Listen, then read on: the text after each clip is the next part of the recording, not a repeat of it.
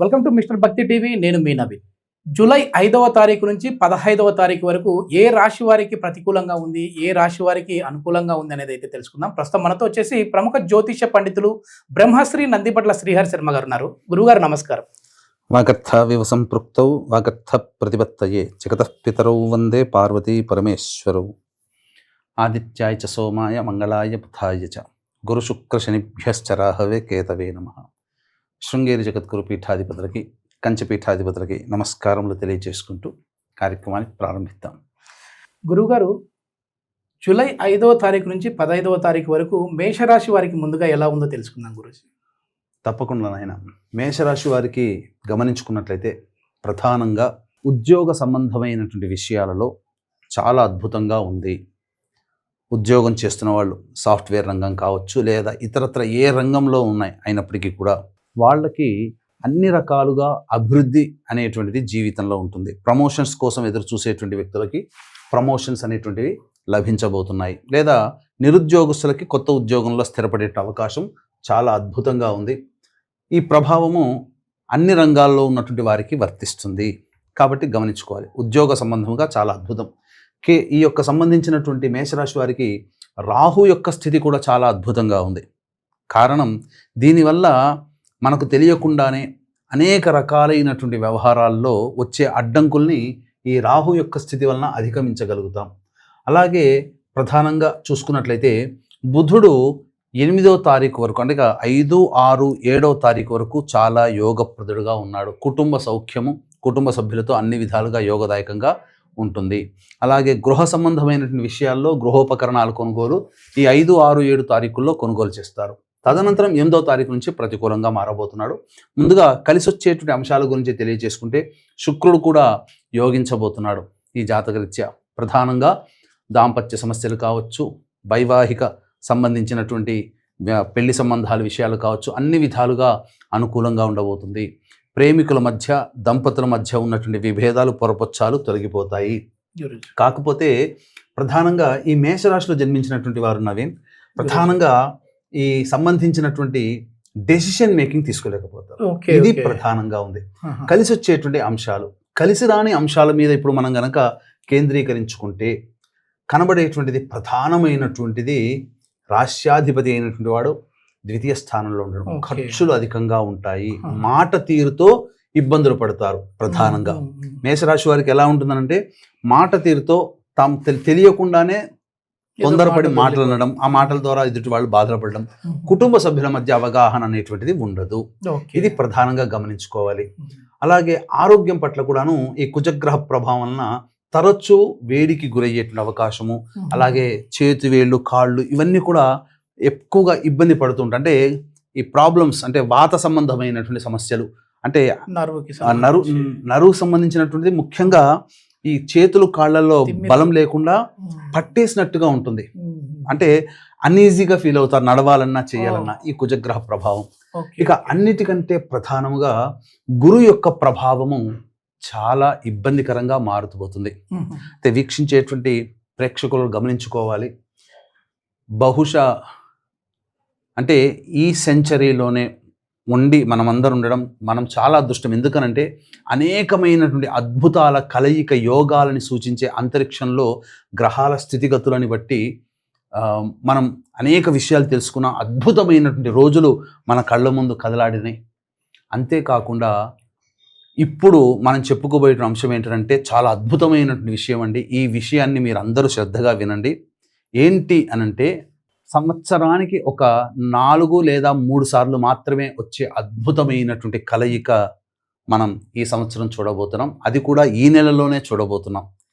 ఇప్పుడు కనుక ఇటువంటి అద్భుతమైనటువంటి విషయాన్ని మనం మిస్ చేసుకున్నామా, 2053 సంవత్సరంలో మాత్రమే మనం ఆ విషయాన్ని దాన్ని పొందగలుగుతాం. 2053 వరకు ఇప్పుడు సపోజ్ 50-60 సంవత్సరాలు ఉన్నారు అనుకోండి, అదృష్టం ఉండి యోగం ఉంటే 53 వరకు బతకగలుగుతారు. కాబట్టి ఇక ఆలస్యం చేయకుండా చెప్పే విషయానికి మీకు తెలియజేస్తాను ఆయన. ఏంటంటే మహాశైవాఖ్య యోగము అనేటువంటిది వస్తుంది ఈ జూలై 13వ తారీఖు రోజున. ఏంటంటే సోమవారము, ఆరుద్ర నక్షత్రం, మాస శివరాత్రి, చతుర్దశి తిథి, ఇవన్నీ కలిసి రావడం అనేటువంటిది అద్భుతం.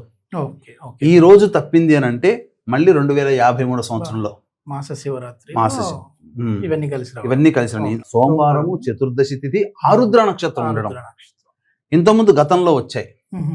కానీ ఇది ఏంటంటే 100 శివరాత్రులతో సమానమైన బలం ఈ ఒక్క రోజుకు ఉంటుంది. Okay okay. కాబట్టి అందరూ కూడా శివారాధన తప్పకుండా చేయండి. ఆ రోజు ఏమైనా రుద్రాభిషేకం లాంటివి ఏమైనా చేయించుకుంటే బాగుంటుంది. చాలా మంచిది రుద్రాభిషేకం. దీని దృష్టిలో పెట్టుకునే మన పీఠం ఆధ్వర్యంలో అందరూ రుద్రాభిషేకాలు హోమాలు చేసుకుంటారు. కర్మదోషాన్ని తొలగించేటువంటిది కాబట్టి మన పీఠం ఆధ్వర్యంలో ఈ అన్ని రాశులు 12 రాశుల్లో జన్మించిన వాళ్ళకి ప్రత్యేకంగా మేషరాశి వారికి అనుకూలంగా లేదు కాలం. కాబట్టి ఈ సంబంధించినటువంటి ఈ యొక్క దోష నివారణార్థమై అవకాశం చిక్కితే శ్రీకాళహస్తిలోనైనా లేదా ఈ అరుణాచల క్షేత్రంలోనైనా ఎక్కడైనా కానీ ఈ 2 క్షేత్రాల్లో ఏదో ఒక క్షేత్రంలో ఖచ్చితంగా మన పీఠం ఆధ్వర్యంలో రుద్రహోమం, మృత్యుంజయ హోమం ఆరోగ్యం కోసం. తర్వాత ఇప్పుడు అంత స్కూల్స్ అకాడమిక్ ఇయర్ కాబట్టి దక్షిణామూర్తి స్వరూపంగా 2 క్షేత్రాల్లో ఈశ్వరుడుగా వెలిశాడు కాబట్టి ఇక్కడ దక్షిణామూర్తి హోమం, సరస్వతి హోమం విద్యార్థుల కోసం. అలాగే మేష, మిథున, కర్కాటక, సింహ, కన్య, వృశ్చిక, ధనస్సు, కుంభ, మీన రాశుల వారికి శని ప్రభావంతో ఇబ్బందులు పడుతున్నారు కాబట్టి ఈ సంబంధించినటువంటి శనీశ్వర హోమము, అఘోర పాశుపత మంత్ర హోమం లాంటివి జరిపించి శక్తిపాతము చేసినటువంటి కరుంగలి మాల ఇవ్వడం జరుగుతుంది. అవకాశం ఉన్నటువంటి వాళ్ళు స్క్రీన్ పై కనిపిస్తున్నటువంటి నెంబర్కి కాంటాక్ట్ చేసి మీ గోత్రనామాదులు నమోదు చేసుకోవచ్చు. ముఖ్యంగా మేషరాశి వారికి అయితే ఖచ్చితంగా ఇట్లాంటి సమయాన్ని వృధా చేసుకోవాలి. ఎందుకు ఆరోగ్యపరంగా కూడా ఇబ్బందిగా ఉంది. ఎందుకనంటే మేషరాశి వారికి గురుడు బాధక స్థానాధిపతి యొక్క నక్షత్రంలో పడ్డాడు.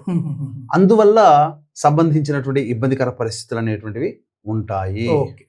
తర్వాత ఇక ప్రధానంగా చూసుకున్నట్లయితే గురువు కూడా అనుకూలంగా లేడు, బుధుడు కూడా అనుకూలంగా లేడు. ఈ బుధుడు అనుకూలంగా లేని వాళ్ళు ఏమవుతుంది, 8వ తారీఖు తర్వాత ఎవరికైతే డబ్బులు ఇస్తారో తిరిగి రావు. ఎదుటి వాళ్ళ దగ్గర డబ్బులు తీసుకోవాల్సిన పరిస్థితులు ఏర్పడబోతున్నాయి. అలాగే ఇన్వెస్ట్మెంట్స్ కనుక చేసుకున్నట్లయితే ఆ సంబంధించినటువంటి సమస్యలతో బాధపడతారు. అది మాత్రం తప్పదు. ఇక ప్రధానంగా గురువు కూడా అనుకూలంగా లేడు. శని ఎట్లాగో ఏలినాటి శని ప్రభావం ఉంది. కేతు అనుకూలంగా లేడు. మొత్తంగా చూసుకుంటే కుజ, బుధ, గురు, కేతువు మరియు శని ఈ గ్రహాల ప్రభావం అనుకూలంగా లేని కారణం చేత ఇబ్బంది. అనుకూలం ఉందల్లా రాహువు, రవి మరియు శుక్రుడు మాత్రమే. అంటే ప్రధానంగా ఈ గ్రహాల స్థితిగతులు అనుకూలంగా లేవు కాబట్టి జాగ్రత్తలు పాటించండి. అంతేకాకుండా గమనించుకున్నట్లయితే ఇక్కడ ప్రధానంగా మేషరాశి వారికి 5, 6 తేదీల్లో అన్ని విధాలుగా యోగదాయకంగా ఉంటుంది. డబ్బులు కలిసి వస్తాయి. మీ యొక్క ధైర్య సాహసాలతో అన్ని విధాలుగా మీరు విజయాన్ని పొందుతారు. 7, 8 తారీఖులో మాత్రం ఖర్చులు అధికంగా ఉంటాయి. అలాగే మానసికమైన ఆందోళన ఉంటుంది. వృధా ప్రయాస, వృధా ప్రయాణాలు, అలాగే ప్రతి పనులలో ఆటంకాలు అనేటివి ఉంటాయి. 9వ తారీఖు, 10వ తారీఖు మాత్రం పెండింగ్లో ఉన్నటువంటి పనులను పూర్తి చేసుకుంటారు. అన్ని విజయాల్లో విజయాన్ని సాధిస్తారు. ఆనందంగా, సంతోషంగా గడుపుతారు. 11, 12 తేదీలో మాత్రం కుటుంబ సభ్యులతో వాగ్వివాదాలు పనికిరావు, ఖర్చులు అధికంగా ఉంటాయి. అలాగే ప్రధానంగా కంటికి సంబంధించిన సమస్యతో ఇబ్బంది పడే అవకాశం గోచరం అవుతుంది. ఇక 13, 14 ఈ తేదీల్లో ప్రధానంగా పాత మిత్రుల కలయిక జరుగుతుంది. రావాల్సినటువంటి రాని బాకీలు వసూలు అవుతాయి. ఉద్యోగస్తులకి మంచి ప్రమోషన్స్ కానీ, నిరుద్యోగస్తులకి ఉద్యోగం లభించడం కానీ అన్ని విధాలుగా బాగుంటుంది. ధనాదాయం కూడా బాగుంటుంది. 15వ తారీఖు మాత్రం వాహనాన్ని నడిపేటప్పుడు జాగ్రత్త పడాలి. కాస్త అన్ని విధాలుగా మంచి ఆలోచన చేసి నిర్ణయం తీసుకోవాలి తప్ప హడావిడిగా ఆ రోజున నిర్ణయం తీసుకోకూడదు. ఏది ఏమైనప్పటికీ కూడా ఈ యొక్క మేషరాశి వారికి సాధారణమైనటువంటి ఫలితాలే ఉంటాయి. కావున శివానుగ్రహం తప్పనిసరి. అవకాశం దీనికి సంబంధించినటువంటి పరిహారాలు కనుక చూసుకున్నట్లయితే ప్రతిరోజు కూడా సుబ్రహ్మణ్య భుజంగ స్తోత్రము, దత్తాష్టకం రోజుకి 3 సార్లు పఠిస్తే సరిపోతుంది నాయన. 13వ తారీఖు రోజున ఖచ్చితంగా అవకాశం ఉంటే ఇంటికి దగ్గరలోనే చేయించుకోవచ్చు. లేదా మన పీఠం ఆధ్వర్యంలో అరుణాచలంలో కానీ, శ్రీకాళహస్తి క్షేత్రంలో కానీ కాలసర్పదోష నివారణ కూడా కార్యక్రమాలు కూడా చేయించడం జరుగుతుంది. అంటే వాళ్ళు రాకపోయినా మనం వాళ్ళ గోత్రనామాల మీద మనం జరుగుతుంది. ఓకే గురూజీ.